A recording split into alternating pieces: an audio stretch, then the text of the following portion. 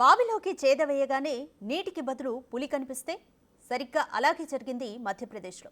ఎంపీలోని సియోనీలోని పెంచ్ national park దగ్గర జరిగింది ఈ ఘటన. జిగురాయ్ ఫారెస్ట్ రేంజ్లోని పిపారియా హర్దులి గ్రామం మంగళవారం ఉదయం తమకు దగ్గరలోని బావి దగ్గరకు నీటి కోసం వచ్చారు కొందరు గ్రామస్తులు. ఎప్పట్లాగానే చేదవేసి కిందకు చూసిన వారికి దిమ్మ తిరిగిపోయింది. బావిలో పులి కనిపించడంతో షాక్ అయిపోయారు. వెంటనే అటవీ శాఖ అధికారులకు సమాచారం ఇవ్వగా వారు హుటాహుటిన సహాయక చర్యలు చేపట్టారు.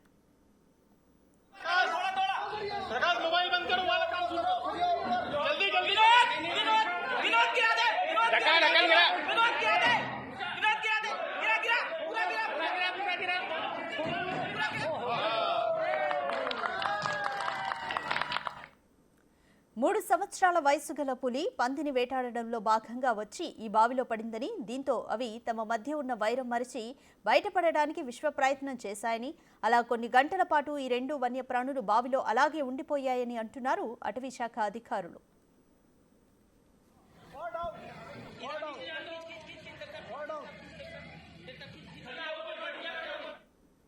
ఎట్టకేలకు ఒక మంచాన్ని బావిలోకి దించారు అధికారులు. ఈ మంచంపైకి ఎక్కిన పులి పందిని వేర్వేరుగా బయటకు తీశారు.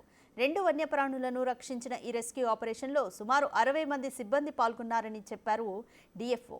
అయితే సాగర్ జిల్లా వీరాంగణ దుర్గావతి పులుల అభయారణ్యంలోకి ఈ పులిని వదలాలని వైల్డ్ లైఫ్ కన్సర్వేటర్ ఆదేశించడంతో ఈ దిశగా చర్యలు తీసుకున్నారు అధికారులు.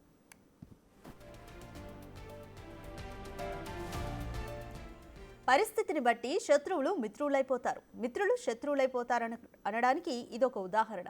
అప్పటి వరకు ఆ పందిని వేటాడిన పులి బావిలో పడడంతో తన పంథా మార్చుకుంది. తనతో పాటు బావిలో పడ్డ పందిని ఏమీ చేయక సాయం కోసం ఎదురుచూసింది.